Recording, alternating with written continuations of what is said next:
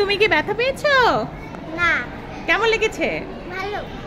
আমারা তুমি ব্যথা পেয়েছো? না। দেখাও তো কোথায় টিকা দিয়েছে।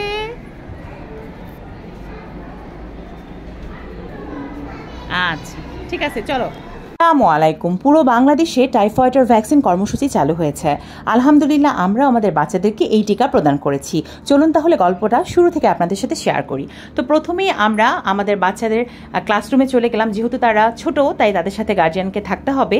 গিয়ে দেখতে পেলাম মিস তাদেরকে টিফিন খেতে দিয়েছে। যদিও আমরা ভরপেট খাবার খেয়েই নিয়ে এসেছি, তারপরও মিস আবার তাদেরকে খেতে বললো, কারণ এই টিকাটা কিন্তু ভরপেটে দিতে হয়। তো এই তো দেখেন ক্লাসরুমটা মিস কত সুন্দর করে সাজিয়েছে বিভিন্ন ধরনের ছবি দিয়ে।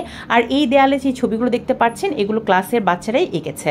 আমার এই বার্থডে জোকারের ছবিটা সে বানিয়েছে, তার পাশাপাশি খুব সুন্দর সুন্দর দুটো ছবি এঁকে মিসকে জমা দিয়েছে, সেগুলোও মিস দেয়ালে টাঙিয়ে দিয়েছে।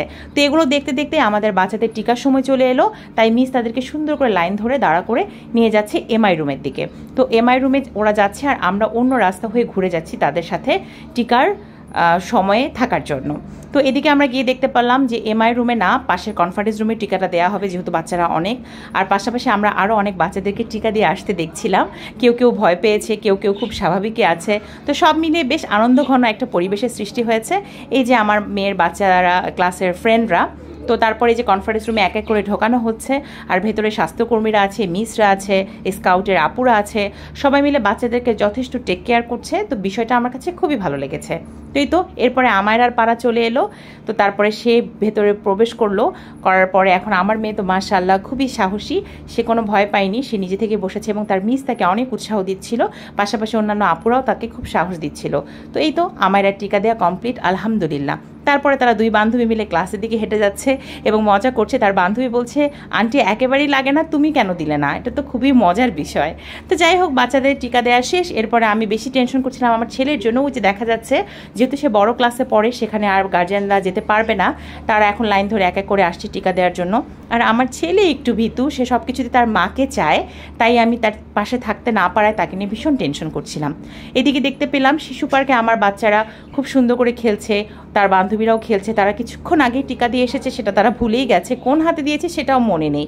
একেবারেই নর্মালভাবে তারা খেলাধুলা করছে আলহামদুলিল্লাহ। তো বাচ্চাদের খেলাধুলা দেখছিলাম এবং আমরা অভিভাবকরা কথা বলছিলাম। অনেকেই অবশ্য আজকে টিকাটা দেয়নি, কারণ এই বিষয়টার পক্ষে যেমন অনেকে আছে, বিপক্ষেও তেমন অনেকে আছে। আমি পক্ষে বিপক্ষে কোনোটাই না, একজন সচেতন মা হিসেবে বিষয়টা নিয়ে আমি যাচাই বাছাই করেছি, ডাক্তার ফ্রেন্ডদের সাথে কথাও বলেছি।